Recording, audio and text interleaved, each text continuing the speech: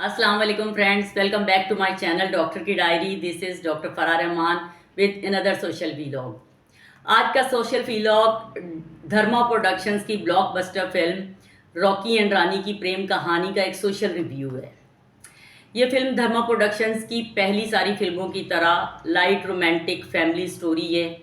जैसा कि आपको पता ही है, धर्मा प्रोडक्शंस की फिल्मों में इंतहाई अमीर कबीर फैमिलीज़ जो कि ज़ाती जहाज़ों और राजमहलों के मालिक होते हैं, इसकी स्टोरी भी मोरलेस वही है।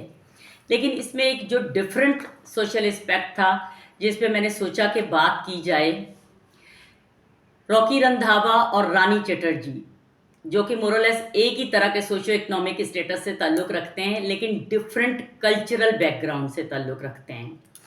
जैसे कि नामों से भी जाहिर है, रॉकी रंधावा एक पंजाबी फैमिली से है और रानी चटर्जी एक बंगाली फैमिली से है।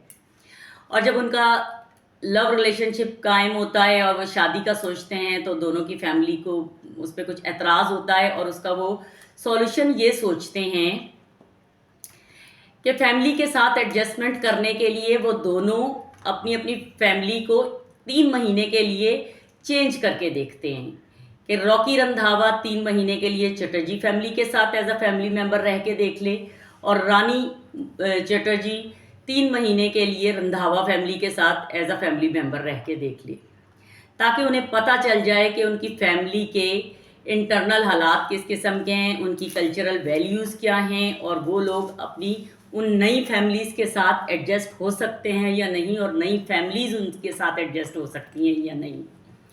कहने को तो ये बड़ी अजीब सी बात लगती है और इसको अगर प्रैक्टिकली सोचा जाए तो इम्प्लीमेंट करना काफ़ी मुश्किल है। लेकिन हमारे जैसे माशरों में, देसी माशरों में, स्पेशली पाकिस्तानी कल्चर में तो कज़न मैरिजेस भी बहुत कॉमन है। और अजीब बात यह है कि सगे चचा मामू खाला फुफ्फी के घर जब शादी होती है तो सालों या महीनों बाद नहीं, दिनों बाद ही कॉन्फ्लिक्ट स्टार्ट हो जाते हैं और फिर आपको इस तरह की बातें सुनने को मिलती हैं कि असी तो सोच भी नहीं सकते कि वो इंज दे निकलणगे, साडे ते ख्याल च भी नहीं सी कि वो साडी धी नाल इंज करनगे। जबकि ये बड़ी अजीब बात होती है। जब आप अपने बच्चों की शादियां करने लगते हो तो पेरेंट्स की अपनी उम्र करीबन 50, 55, 60 साल होती है। उस एज आप इतने साल 55, 60 साल अपने स्पाउसेस के साथ रह के 25 अपने सिबलिंग्स के साथ रह के 25, 30 साल उनके स्पाउसेस के साथ उनको देख के सब कुछ जानते होते हो कि वो किस तरह के हैं। उसके बावजूद आप रिश्ते करते हो और बड़ी खुशी से रिश्ते करते हो और फिर कुछ ही दिनों के बाद वो रिश्ते कभी कभी इन हालात तक पहुंच जाते हैं कि वो सगे बहन भाई एक दूसरे की शक्लें देखने से भी जाते हैं। तो वैसे आइडिया क्या ही अच्छा है कि क्यों ना आप जिस लड़की का रिश्ता लेना चाहते हो, अपनी जिस भांजी भतीजी को अपनी बहू बनाना चाहते हो, वो शादी से पहले 2-3 महीने आकर आपकी फैमिली के साथ रह के देख ले कि आपका रहन सहन क्या है। आप भी उस बच्ची को देख लें कि उस बच्ची की आदतें क्या हैं, आप उसके साथ एडजस्ट कर सकते हो या नहीं।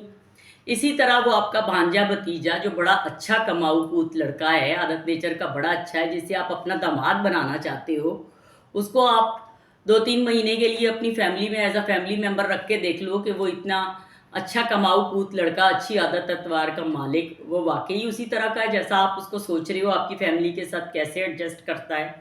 तो आपको अंदाज़ा हो जाए कि अगर आपके घर का माहौल ये है कि बच्चियां सुबह 5 बजे उठ के फजर की नमाज़ पढ़ के किचन में चली जाती हैं और घर के कामकाज संभाल लेती हैं, और वो भांजी भतीजी जिसको आप बहू बनाने का सोच रहे हो वो उस आपके इन्वायरमेंट से मैच नहीं करती, वो 5 बजे उठ के फजर की नमाज़ पढ़ के किचन में नहीं जाती, तो फिर दो ही बातें हो सकती है ना। 2-3 महीने के बाद आप डिसाइड कर लो कि नहीं भाई, ये बच्ची तुम्हारे घर में नहीं रह सकती, और वो बच्ची भी कहे कि ना बाबा ना, मेरे लिए तो काबिल कबूल नहीं है यह माहौल, मैं तो 5 बजे नहीं उठ सकती, मैं तो जाती अपने घर को, कहीं और घर देख लेंगे। इसी तरह वो लड़का कमाऊ पूत जो जिसकी आदत एतवार आपको बड़े पसंद है, आपको पता लगे कि वो तो बात बात पे जो है गुस्सा दिखाने वाला और बात ना मानने वाला, या किसी भी किस्म की कोई भी आदतें जो आपकी फैमिली से मैच नहीं करती, आपके हालात से मैच नहीं करती, आपको उन्हें देख के अंदाज़ा हो जाए। क्योंकि अजीब बात ये है कि सिर्फ ये नहीं होता कि लड़कियों के अपने ससुराल वालों के साथ कॉन्फ्लिक्ट होते हैं, लड़की की अपनी सास नंद और जो भी ससुराल वाले देवर जेठानियाँ उनके साथ नहीं बन रही होती, लड़कों के भी यही इश्यूज़ होते हैं। मैं 1 2 20 40 नहीं, पता नहीं दर्जनों लड़के ऐसे जानती हूँ जो कई कई साल से अपने ससुराल नहीं गए, जिनके हालात ये हैं कि वो बीवियों को तो मना नहीं करते कि मैके ना जाओ, खुद दरवाजे तक छोड़ आते हैं, लेकिन दरवाजे से अंदर जाने की जहमत नहीं फरमाते। कई कई साल किसी खुशी मर्ग पर भी ससुराल जाने से कतराते हैं। तो ये हमारे अमूमी हालात हैं। इसी तरह लव मैरिजेस में भी कहने को तो ये बड़ा मुश्किल लगता है, लेकिन आप खुद सोचें, लव मैरिजेस में तो मुसीबत ही ये होती है कि जी घर वाले नहीं मान रहे, घर वाले नहीं मान रहे। और फिर जब घर वाले मान जाते हैं किसी ना किसी स्टेज पे तो शादी हो जाती है, लेकिन शादी के बाद असल इश्यूज शुरू होते हैं। पता लगता है कि नहीं जी, घर वाले दिल से तो नहीं माने थे, दिल से तो घर वालों ने कबूल नहीं किया था। उसके बाद जो फिर इश्यूज शुरू होते हैं वो ना मानने वाले होते हैं। तो बेहतर है कि जब घर वाले मान जाएं लव मैरिजेस में, तो आप उसको ट्राई करके देख लें। बच्ची आपके साथ रह के देख ले, बच्चा अपनी होने वाली ससुराल के साथ 3 महीने रह के देख ले, उनको अंदाज़ा हो जाए कि वाकई घर वाले माने हुए हैं या सिर्फ ये ऊपर ऊपर से दिखावा था। ये वैसे प्रैक्टिकली बड़ी मुश्किल बात है, लेकिन अजीब बात ये है ना कि अब समझ नहीं आती है कि आखिर ये जिस किस्म के लोगों की शादियों में हालात चल रहे हैं, इन्होंने बेहतर कैसे होना है। एक तरफ आप खानदानी सिस्टम, माशरे पे हर वक्त जोर दे रहे होते हो, लेकिन मुसीबत यही है कि आपकी खानदानी सिस्टम, माशरत और माशरा तो दिन ब दिन टूटता जा रहा है, दिन ब दिन पहले से कमज़ोर होता जा रहा है। फैमिली सिस्टम तो आपके ख़त्म होते जा रहे हैं। ना आप आने वाली बहुओं के साथ रह सकते हो, ना बहुएं आप लोगों के साथ रह सकती हैं, ना दामाद ससुराल वालों को बर्दाश्त करता है, ना ससुराल वाले दामाद को बर्दाश्त करते हैं। तो फिर क्या सॉल्यूशन होना चाहिए?